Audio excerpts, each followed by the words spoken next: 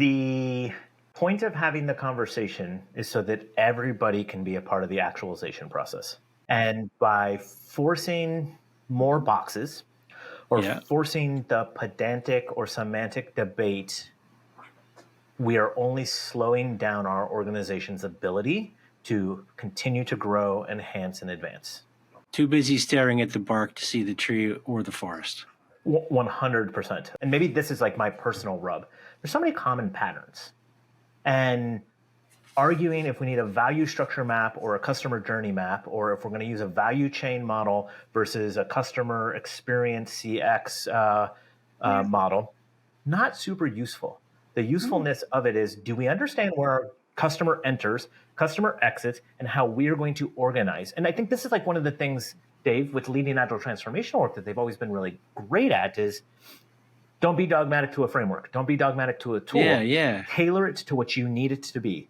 So if for our organization, we produce both shoes and apps, we might say we have digital products and physical products. Sure. And like that's our nomenclature. But any further debate on, well, why is it digital and why is it not technology? Does it matter? Like, I don't know. I don't think it does. You're just slowing down the agreement of how we can quickly move forward.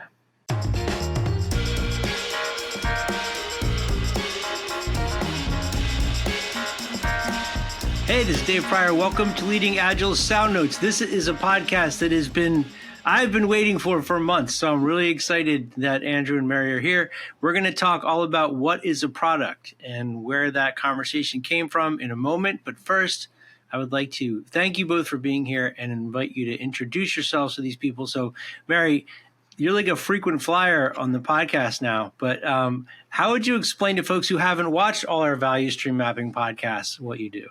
I'm a managing consultant and a strategic business architect at Leading Agile. Basically, what that means is I use tools to help organizations solve problems. All right, cool. And Andrew? Yeah. Also frequent, but you weren't part of our value stream mapping conversation. Wasn't part of it, and it has been a while, Dave. We've taken a little hiatus, so I'm glad to be back. I'm a managing director here with Leading Agile, and I come from a product design background. And, maybe a slight cheat to where we're going is I think that everything and every organization and the organization itself is a product and is the first product. And that's kind of always been my ethos is, our first product is the teams we build. And so from a leading agile lens and what we do, while I do have this producty background, I believe that our first product and what we focus on is our teams and our people. And maybe you can call that governance and structure and metrics and processes, but just building quality spaces for people to do the best work. That's the product I like to put into the world is people's opportunity to really thrive. Okay, cool. And that I now have a rabbit hole that's just waiting over in the corner to jump into later on. But I want to give the folks that are here sort of some background. So we have these calls a couple times a week for Leading Agile where we sort of review accounts and things that are going on. And there was one a couple months ago now, but in the middle of it, all of a sudden this conversation came out of nowhere where somebody said, well, what is a product? And that was something that you kind of shared a story about being at a client and working through that question. And that set me down like weeks of like, well, is this a product? Is this a product? Is this a product? So I'm wondering if we can kind of dig into that a little bit, kind of where that came from, if you can talk about, without naming the client, some of the work that happened there. Yeah, so your story is really resonant with what leaders are struggling with in some of our client work. Is this a product? And do I actually care if we call it a product or not? And if I think about projects and this shift of projects to products or outputs to outcomes, is the outcome at the product level? Is the outcome at the company level? Do I care about funding a product or a product team? Do I care if that product is an internal product or an external product? Do I care if it's a physical or a digital? Do I care if those people over there, whoever those people are, say, well, I'm a service, so I don't get clustered into that conversation? So that, Dave, was really the foundation of hosting a conversation with, well, you can't put me in that same budgeting conversation or worry about me in the same way because I'm a service. And I had this visceral moment with this leadership team of, well, yeah, maybe fine. Call it a service, call it a capability, call it a product. Actually don't really care what we call it. And like that might be Okay. the piece of frustration here for some people is I think we're having the wrong conversation. And we get so caught up on, is this a product the same way you said it? Is it a product? Everything's a product. And the difference of product and the introduction of the word experience and then the journey and the value stream, we just have this mismatch of things that are all kind of trying to represent the same stuff. Okay. And I'm watching too many debates occur of, well, let's label that a product versus a service. And it's just not useful. All right. Mary, do you want to chime in on this before I start pounding you guys with questions? Sure. I mean, I guess I would, I completely agree with Andrew in that I think people get tied up in, what a thing is, but I also think that sometimes there are subtle differences in these things, and that's where it's important that we have, common operational definitions, a common lexicon to make sure that when we say this is a product, everyone agrees what that is for that particular organization or that particular group. When we say value stream, again, we know exactly what that is, because as you know from our series on value streams, you and Lance and I all had experience working in value streams with value stream models that were very different and for very different purposes. So understanding the context in which you're using a particular tool and having a common definition to make sure you're collaborating appropriately is really important. Okay, so that the first question that I was going to ask and what resonated for me so much in that initial conversation that you guys had on the call was, why is it so important for a company to have this conversation, to get clarity on it? And why do they need to? Why haven't they already figured that out? Yeah, that's a great question. I'll refer back again to our client and the experience we had. We were actually in a workshop and we were talking about the products that they had in the organization. And what we had is we had some people in information technology that were talking about what I would consider to be solutions, such as platforms like Salesforce. They were talking about Salesforce as one of their products, but it wasn't Salesforce as a company, if that makes sense. So, in my opinion, humble opinion, I don't have the extraordinary background in product that Andrew has, but a product or service is anything of value that a company puts together. It's a set of capabilities that are brought together with a number of solutions that deliver something valuable. They solve a problem for a customer. So, we may use solutions that we purchase from other companies, and we may combine them with our unique processes and our unique skill set to create a new product owned by that organization that delivers value again to their customers. Okay. So making sure we understand, again, what is the definition of product for our So it's just organization. getting clarity internally on how you're creating lines between those things. Absolutely. But isn't it also perspective? 100%. Yeah, Okay. 100%. All right. Andrew, you look like you're about to say something, so I'm going to... Yeah, Mary and I have had a chance to have some very academic conversations and some very pragmatic, application or instance-based conversations. And the emotional side of me wants to be like, all right, Mary, I hear you, but I actually don't care about the labeling that you just went through because it's not important, because it's not the conversation.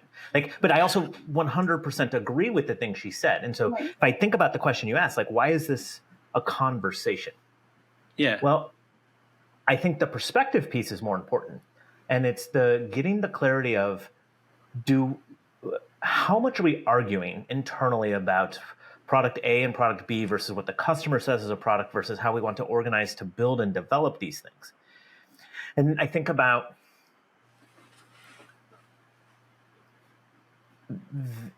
the subordination of individuals, Bob, Susie, Fred, Jill, whatever they're doing, and, oh, you're just a product manager or you're just a business architect. And that what Mary, I think, was really saying was, any one of these things is so interconnected in today's world with so many other things that we have to Right. look at the suite or the ecosystem. And I hate adding new words to it, or the platform of things. But hey, product manager, you stay in your product lane, and your product's going to do things, and you have your product OKRs and goals, and go do your product Okay. stuff. And like that feels subordinating. Limiting. Yeah, it's very sometimes- limiting. Yeah, and sometimes the product, like if I think about, I'm making this up, I don't know this to be true for Microsoft, but like spell check could be a product by itself. And it could be Sure. then absorbed into 5 other products called Word, Excel, PowerPoint. Well, Grammarly is a great example. Yeah.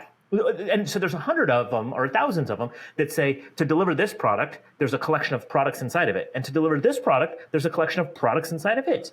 And hey, product person that's focused on the smallest one, you're less than the person who's looking at the biggest product that absorbs all these things.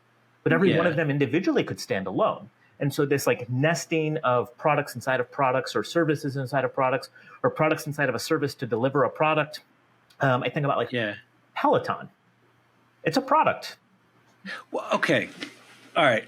I have to ask my question now. Yeah. So I'm agreeing with everything both of you are saying. I mean, I get the attachment to name and form as a problem, but also not having names for things is a problem. But the thing that I want to ask about, and maybe you can just smack me down if this is a dumb question. You brought up Peloton. People say, what is the product? Well, maybe it's a bike. But I would argue that it's not a bike, it's hope.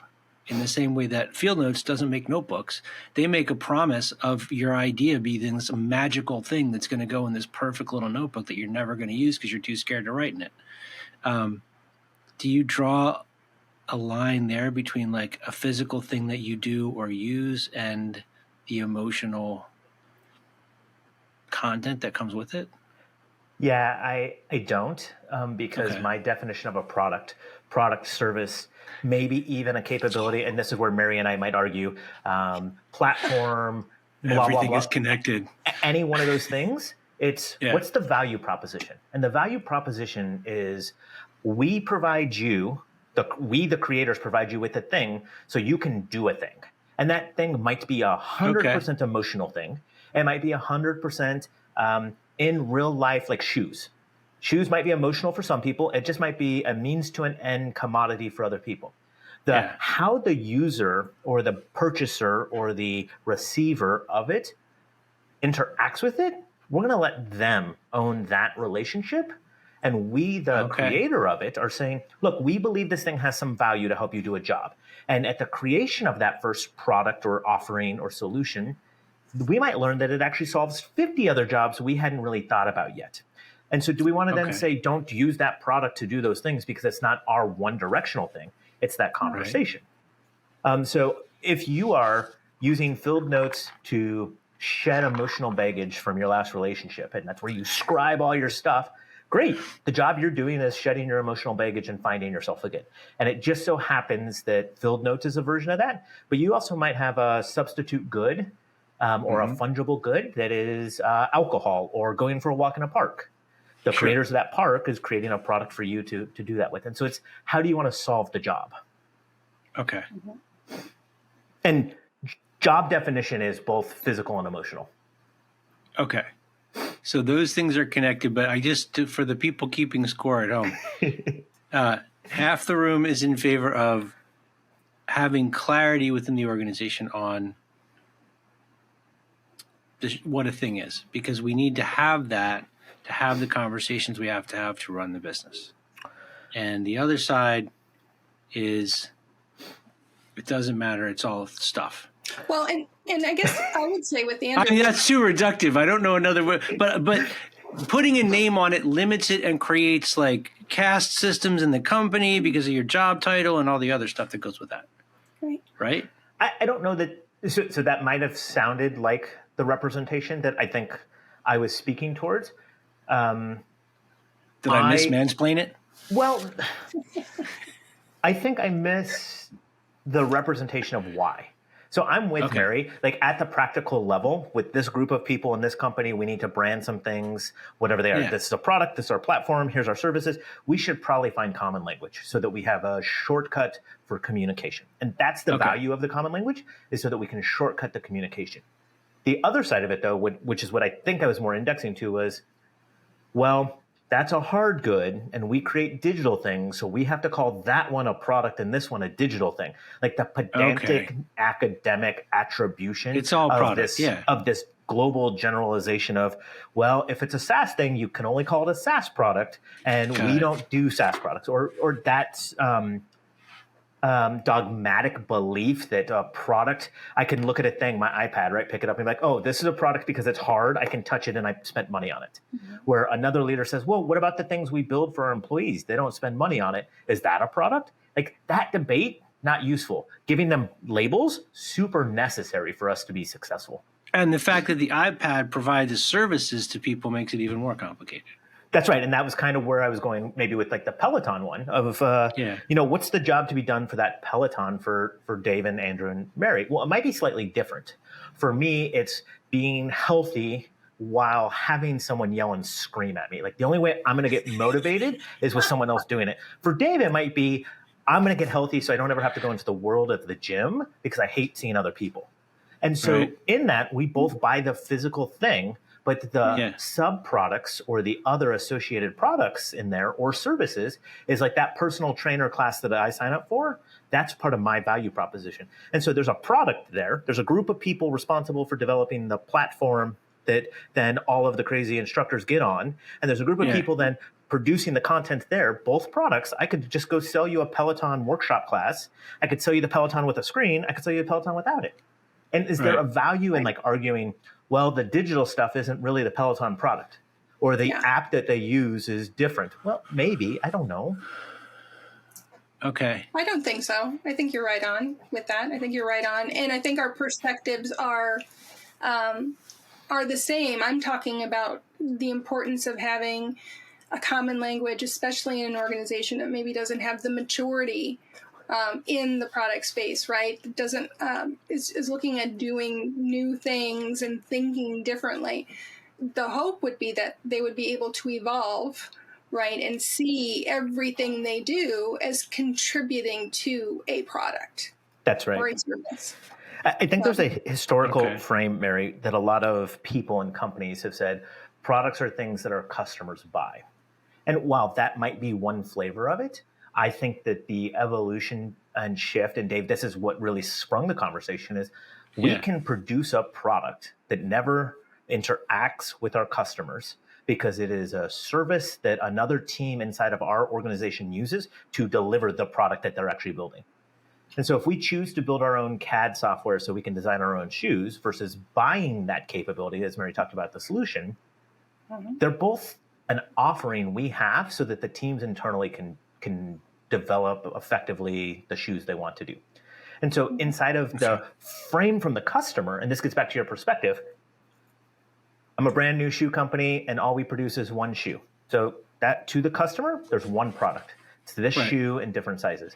But internally, when we talk about it, we might say that we have one customer-facing product, but we also have built 10 other things. And on the horizon, we're going to build an application because one of the features of our shoe is it tracks your steps. Okay. Well, to be able to access the tracking of steps, you need the app. So is there value in saying in the four walls, well, to the customer, that's just an app, but we're going to call it a product, but they're not going to call it a product. They're going to call it a solution to a thing and an interaction and experience. Like, it just gets dumb. You just have two products right now. We've got the physical shoe product and you're building an interaction experience. That's another product. And it might take different skills. The person who designs shoes is wildly different than the person building a piece of technology.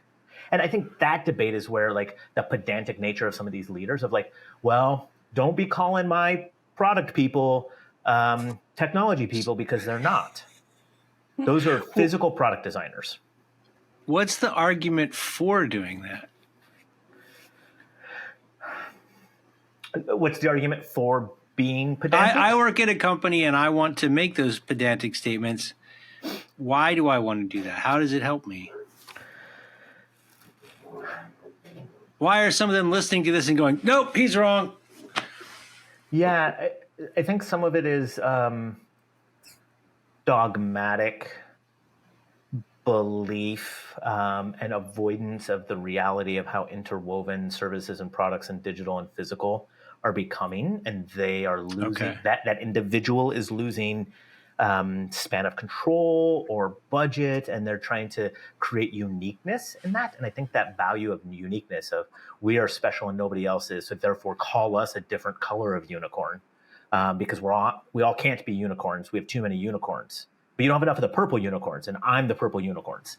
And I think that like ownership encapsulation of budget and specialties. So is it okay? Is it then just the business world is still not fully caught up to the digitization of things, and that in the old days you buy a horse or a car, that's a product. You Yep. know, you go on a cruise, it provides a service. It takes you from point A to point B. But now everything's in the internet, and maybe the distinction's too blurry, and people are still trying to map it back to the old way of doing business. Is that? Yeah, I think there's a lot of that, Dave. I carry some baggage also from like the conversation of designers. So we've talking about products and what is a designer, and the habitualization or the bastardization of like, well, a designer 20 years ago used to be just called a designer, and it was like you said, cars and toasters, or horses if we were making horses. And now a designer, some people get really upset. Well, you're a digital designer or you're a UXer, right? And so we've created this realm of let's just make up new titles. And I'm a CXer because I'm worried about the end-to-end ecosystem. I'm not worried about the physical product. And those product people, and it's like really subordinating people. And so there's a big piece of that baggage that comes along with some of these leaders that say, while the world is changing, the world might be changing in a way in which requires more specialization. And I think that's the nuance there that I'm hearing out of some leaders today, Dave, is that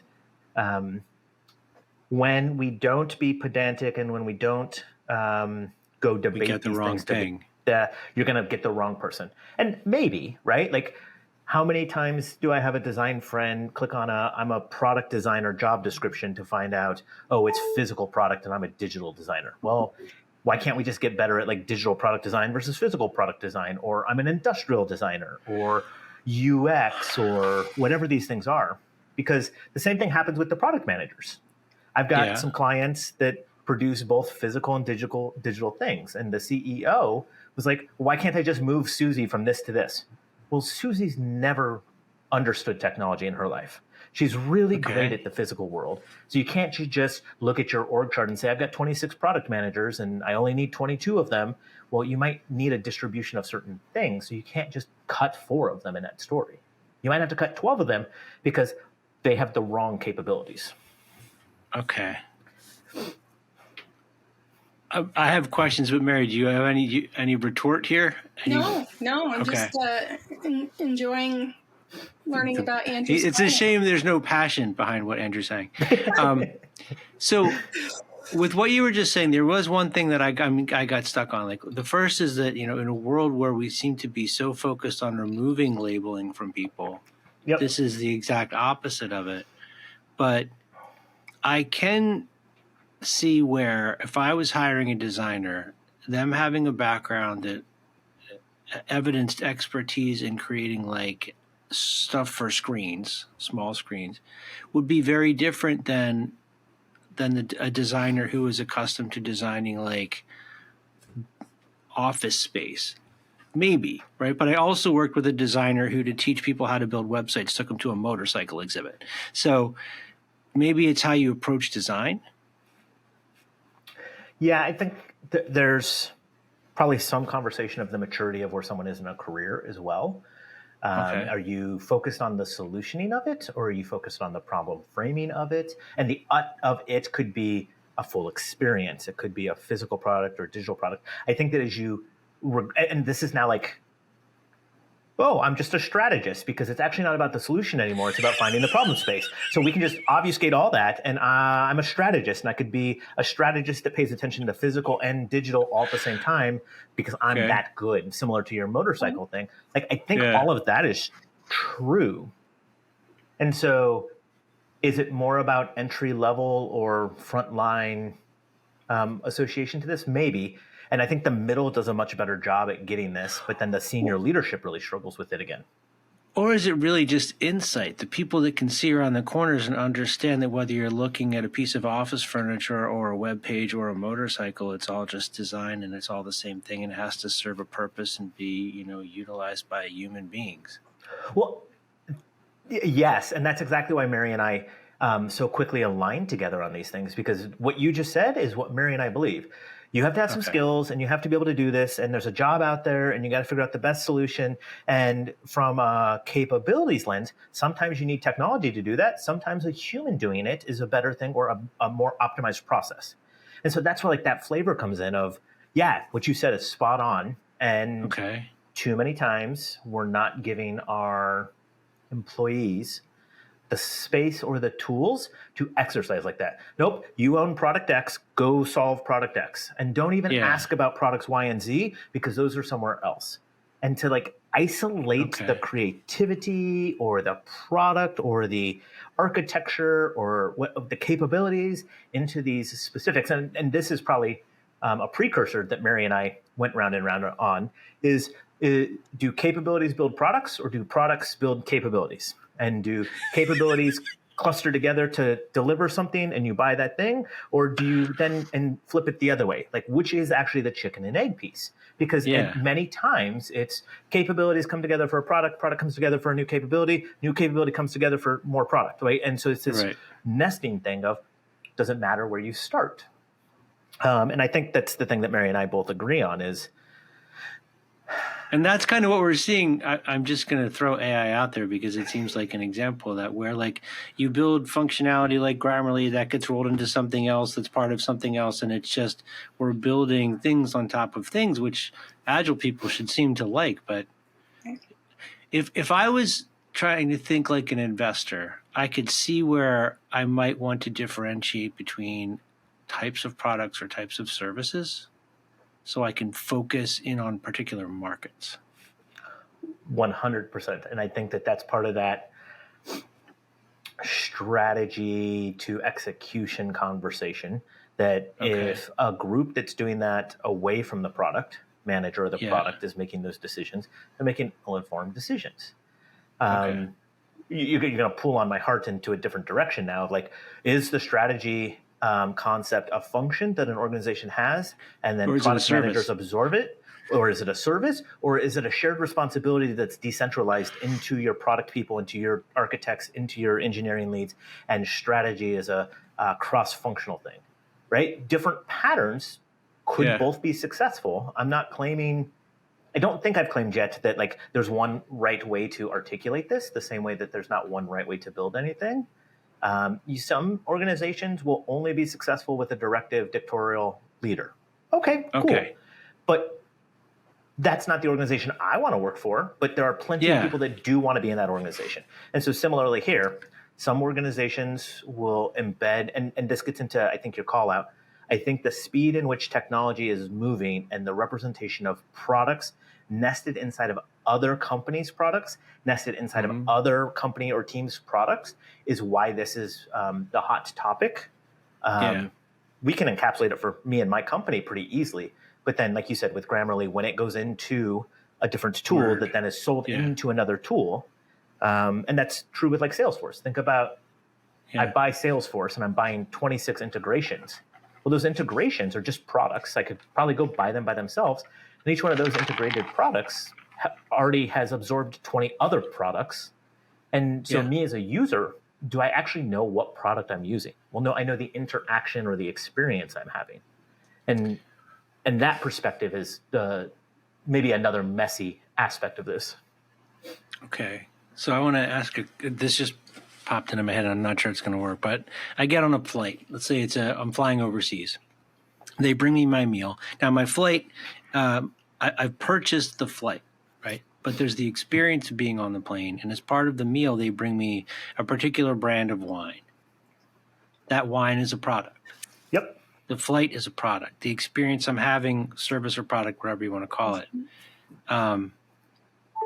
There has to be a way, I would think, for companies to be able to, I mean, you have to carve off a piece to focus on, right? Of course. So the meal service is an aspect of the overall experience of the flight. Mm-hmm. So Okay. let me interrupt you, Dave. I mean, I think what you're talking about is your journey, right? That, again, that experience you're having. Good callback to the journey mapping. Absolutely. As soon as we, from the time you get your ticket and you go through security, I mean, everything could be part of your journey. Again, depending on the context that we're putting, the boundaries of that experience. And so understanding every aspect of your experience and how well you're enjoying or not enjoying that experience is critical information for the product people, really the entire company, right? The CEO needs to care about that. The CFO needs to care about it, because unless we understand the customer's experience and how they're interacting with the different products that we're providing, we can't grow our business. Okay. We can't solution for new and unique ways to use the product. Just like we were talking about Peloton. I was going to tell you guys, maybe I use it as a coat hanger. That's right. So Dave, let me take what Mary's saying and let me connect it with your airline one. And I'll try to go back to like the people who want to argue this or debate this, why I actually don't see it valuable. So SoundNotes Airline, we've launched SoundNote Airlines, and we know that people need to buy tickets. They need to get on the plane. They're going to have an experience on the plane. They're going to have some food on the plane. And afterwards, we're going to want some information from them. Is it valuable to argue the meal service offering? Is that a product or not? Is it a service or not? What's the value in arguing back and forth? I want to label it a product or a service, or it's a digital enabled product, or do we want to call the marketing website where you buy a ticket a product, or is it a website and is it experience? Like, I see no value in arguing about the nature of the attribution. What I see so what I see value in arguing about first is the organizational patterns of where we're going to encapsulate people to focus on things. And so do I need to call a product, and I'm just going to simplify SoundNotes Airlines for a second. We're just going to call everything a product. And so we're going to have a taxonomy. We're going to have a product taxonomy that sits on top of some capability taxonomies. And these product taxonomies, we're going to call it, and we came as a team together, and we're just going to make some language up. We've got the front-end purchasing product. And that's where you buy tickets and search flights. And inside of that product, there's actually 3 different subproducts. There's the transact product, take my money. There's the I don't know where you go, help me figure it out, search product. And then there's this cool calendar product we've built because of flexible travel and price. And that's a competitive advantage for us. Okay, so I've got that product. And then I've got a big product over here called the in-flight product. And maybe it's called the in-flight experience, but that's a product, and it's owned by a person or a group of people. And inside of there, we're going to have 5 subproducts again. We're going to have the physical in-flight hardware, furniture, PPE stuff, and they're working on what the chair and the lie down and the TV looks like. We're then going to have the in-flight entertainment product, which is like, what do I get digitally, and do I get games or movies or those things? I'm going to have the in-flight food product. And so we can create these Plinko chips of dominoes or pyramids that say, I don't actually care if you call in-flight meal service a service or a product. What we care about is we built a boundary around it, and it rolls up into this other thing, and it rolls up into this other thing, so we can focus on our outcomes. And I think that's what Mary was articulating, was too many people are not focused on the outcome of all of these things. And the reason why I encapsulated those boxes where I did is because the value prop shifted. What the customer job was shifted. When it was the first product group I created around the front end experience, booking the flight, purchase, the whole value proposition there is for us, flexible, cheap, easy to book travel. That's it. Yeah. And then you move on to the next part of your journey that Mary was talking about, and it's the flight. I have a completely different job. And that job, hopefully, for this SoundNotes airline is you make travel so effing easy for me that I love it and I want to travel more. Yeah. And then there's a final product of like the at airport destination or whatever, and there's a different value proposition there.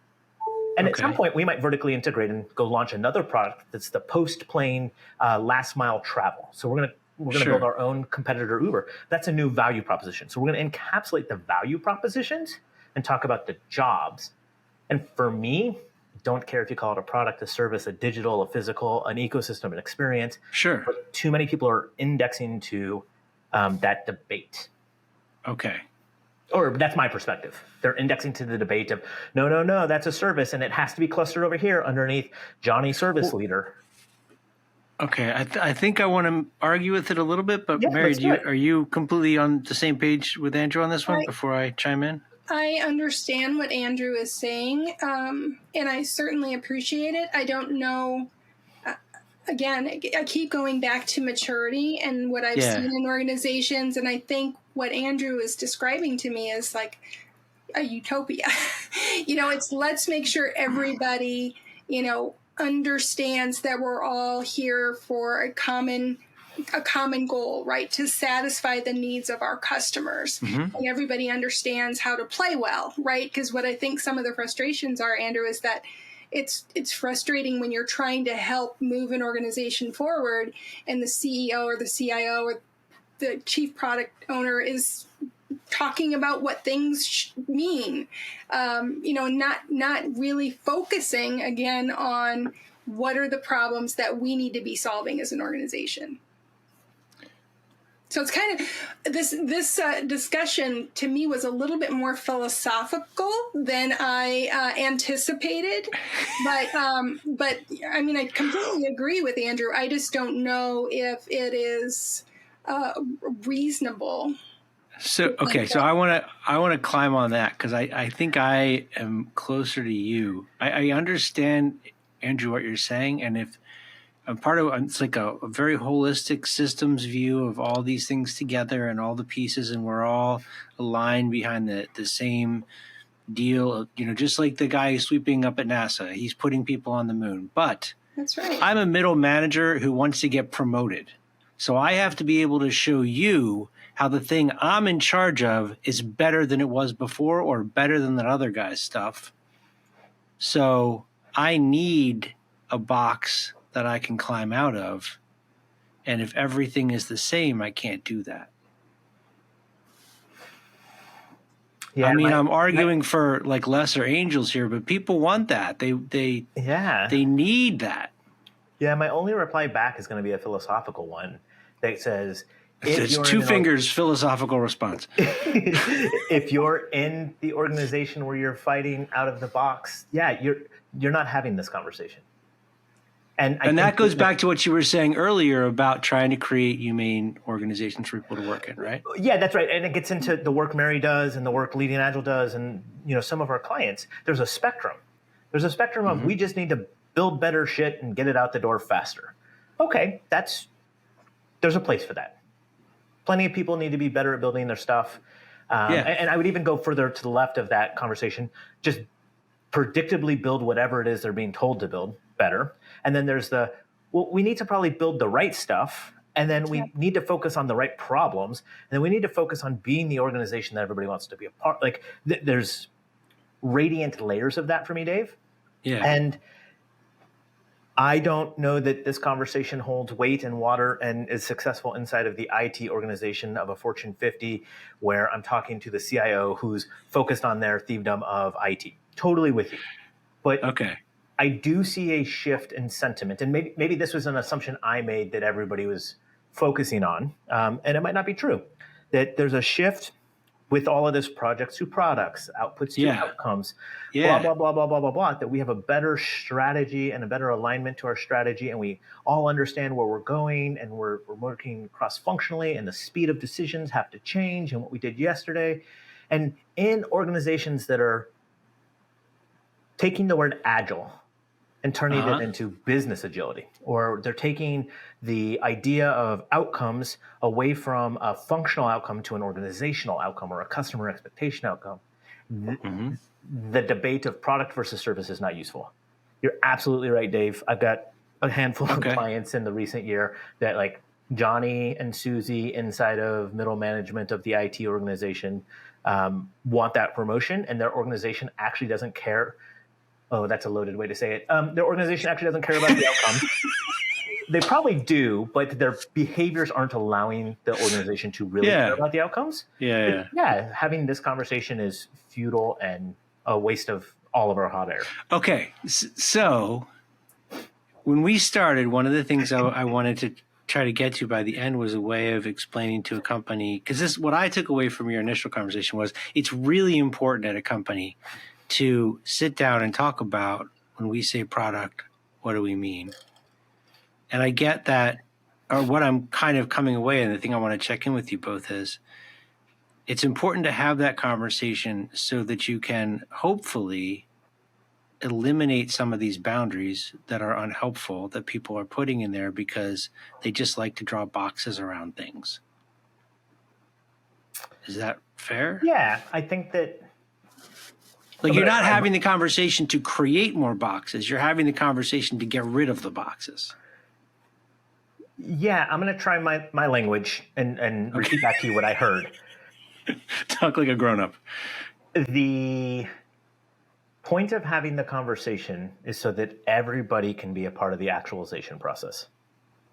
Okay. And by forcing more boxes or forcing the pedantic or semantic debate, we are only slowing down our organization's ability to continue to grow, enhance, and advance. Okay. Too busy staring at the bark to see the tree or the forest. 100%. Like, there's so many common patterns, and maybe this is like my personal rub.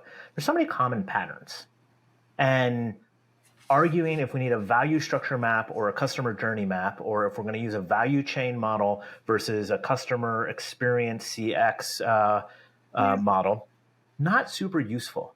The usefulness of it is, do we understand where our customer enters, customer exits, and how we are going to organize? And I think this is like one of the things, Dave, with leading agile transformational work that they've always been really great at is, don't be dogmatic to a framework. Don't be dogmatic to a tool. Yeah. Tailor it to what you need it to be. So if for our organization, we produce both shoes and apps, we might say we have digital products and physical products. Sure. And like, that's our nomenclature. But any further debate on, well, why is it digital and why is it not technology? Does it matter? Like, I don't know.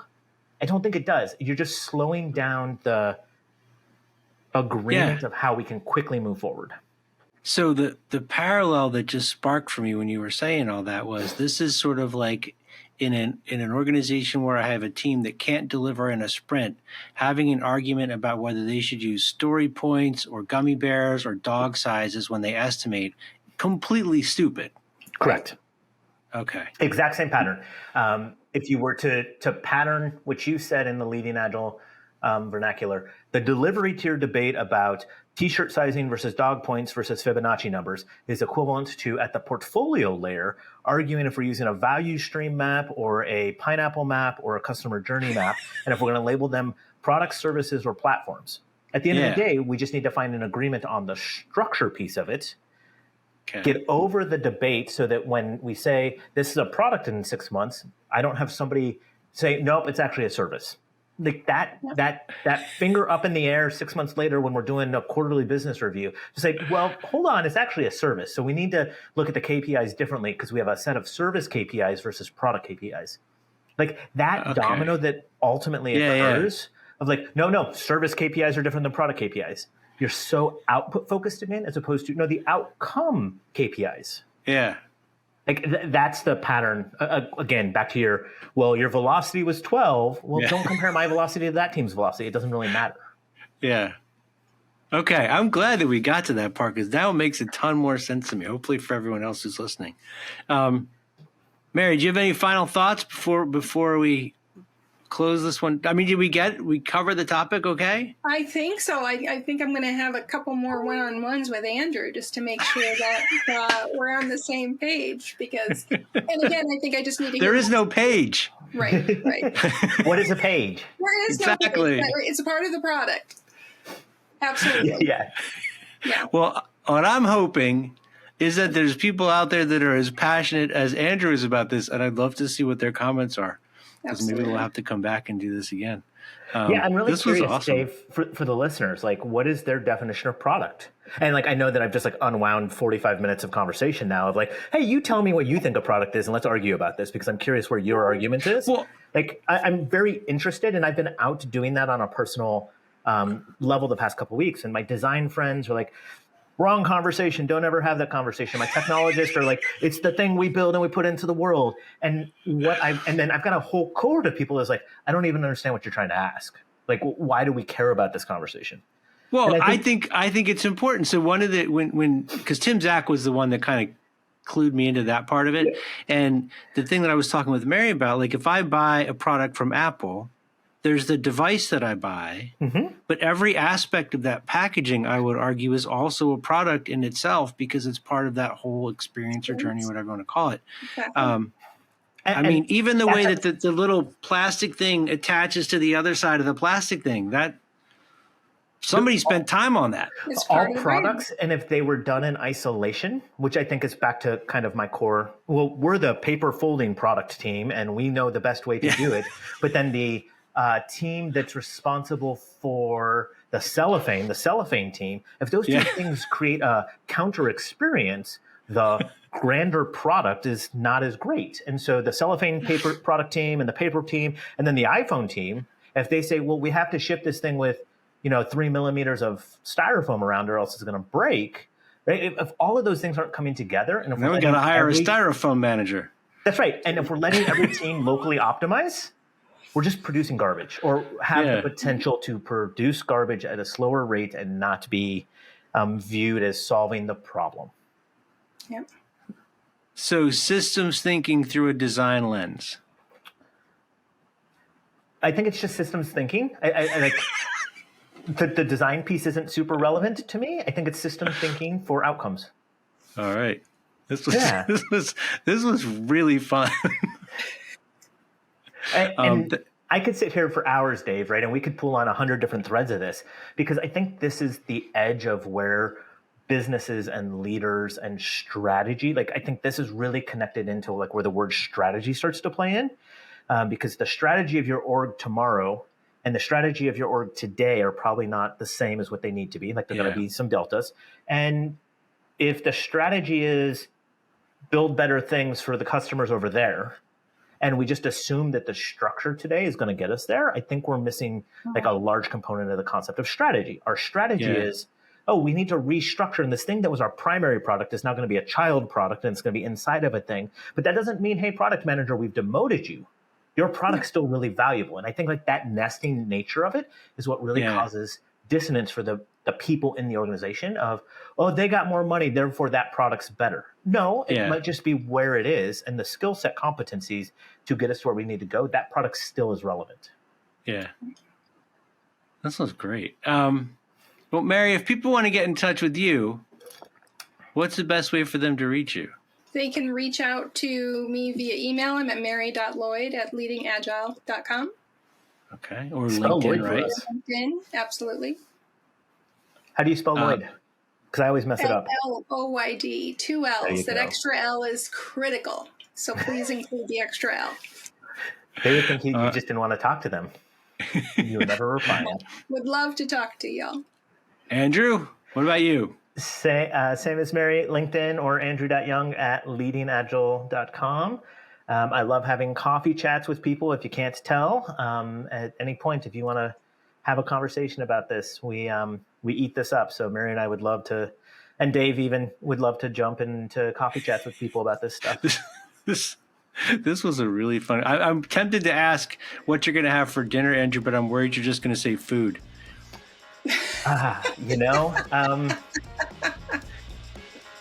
This is a place where I'm probably on the flip side, because I do have some very specific jobs to be done with food, such as mayonnaise. Like that is the worst thing ever. So just saying food and you bringing me mayonnaise would fail for me. So I think tonight might be a pizza night.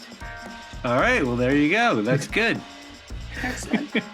And I'm going to use both a product and a service to get my pizza. I'm going to believe the pizza is a product, but it's also serving me. So it's a service. And the guy who made it was the service provider. Like, we can do this all day, Dave. This is awesome. Yeah.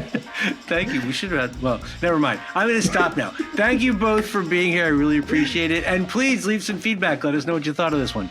Thanks, Dave. Thanks, Mary. Bye.